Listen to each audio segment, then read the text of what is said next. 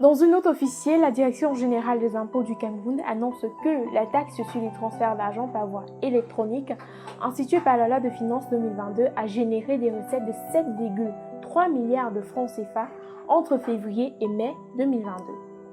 Ce résultat présage un dépassement des objectifs de recettes du titre fixé par la loi de finances relativement à cette TTA.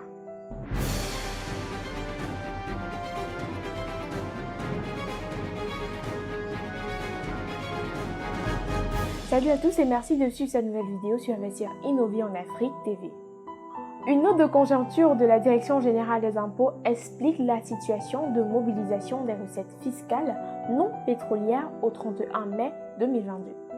De ce document, l'on apprend que la taxe sur les transferts d'argent, la TTA, a rapporté des recettes de l'ordre de 7,3 milliards de francs CFA pour la période allant de février à mai 2022. En effet, en considérant qu'aucun centime n'a été collecté au titre de cette taxe au cours du mois de janvier 2022, l'enveloppe collectée au cours de ces 4 mois subventionnés révèle un rythme moyen de mobilisation de recettes d'un peu plus de 1,8 milliard de francs CFA chaque mois. Projetée donc sur les 7 mois restants de l'année 2022, la TTA devrait générer un peu plus de 12,77 milliards de francs CFA de recettes supplémentaires. Dans cette perspective, le pays devrait donc collecter en tout 20,07 milliards de francs CFA sur toute l'année, ce qui dépasse déjà de 7 millions de francs CFA l'objectif du gouvernement au cours de l'exercice budgétaire courant.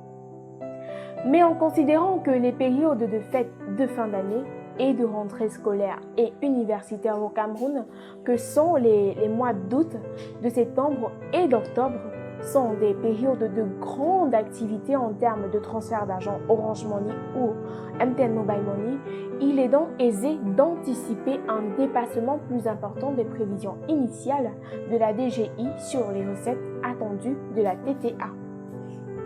En effet, en plus des dépôts bancaires, de nombreux établissements scolaires et universitaires du Cameroun autorisent le paiement des frais de scolarité via les services de paiement mobile des opérateurs de téléphonie mobile. En fin d'année, le boom des achats pendant les fêtes de Noël et du Nouvel An devrait également doper les recettes issues de la TTA. De même, l'on note également l'appropriation progressive du mobile money par les opérateurs économiques pour l'acquittement des impôts et des taxes.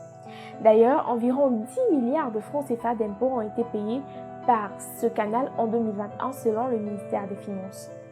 Pour rappel, entrée en vigueur le 1er janvier 2022, la TTA correspond à 0,2% du montant des opérations de transfert d'argent réalisées par tout moyen ou support technique, laissant des traces notamment par voie électronique, téléphonie mobile, télégraphie ou par voie de téléx ou télécopie.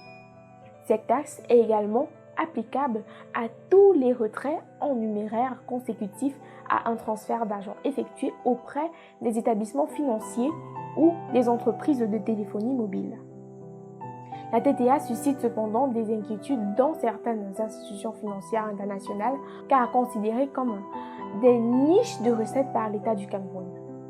On voit cela notamment dans un rapport publié en mars 2022 par le Fonds monétaire international, le FMI, qui estime que taxer l'argent mobile peut être facilement inéquitable et entraver le faible niveau actuel d'inclusion financière. Pour cette institution de Bretton Woods, les segments pauvres et bancarisés de la population camerounaise qui vivent dans les zones rurales et sont confrontés à des coûts de transaction élevés de la part des banques formelles sont négativement affectés par la mesure du gouvernement. En outre, le FMI précise que les changements de comportement provoqués par l'introduction d'une telle taxe peuvent entraîner des pertes involontaires de recettes fiscales. Dans le rapport, il est dit qu'en Ouganda, par exemple, les recettes initiales attendues de la part du gouvernement sur la taxe sur l'argent mobile ont été affectées par une baisse globale des recettes fiscales du secteur des télécommunications, causée en grande partie par la baisse de l'activité du mobile money. Plus généralement, les taxes sur l'argent mobile peuvent avoir un impact négatif sur le volume des envois des fonds depuis l'étranger qui sont facilités par l'argent mobile. Autre aspect négatif, la baisse des recettes fiscales, les consommateurs étant poussés vers les transactions en espèces non traçables. Au demeurant, donc, malgré ces plaintes du FMI, l'État du Cameroun entend visiblement capitaliser sur l'explosion des paiements électroniques dans le pays depuis quelques années.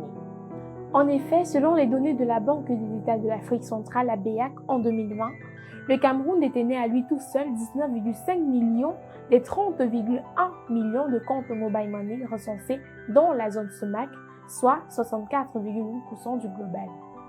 Ce qui correspond à 3 fois plus de comptes qu'au Congo qui en a 7,1 millions et quasiment 10 fois plus de comptes qu'au Gabon qui en a 2,7 millions au cours de la même année.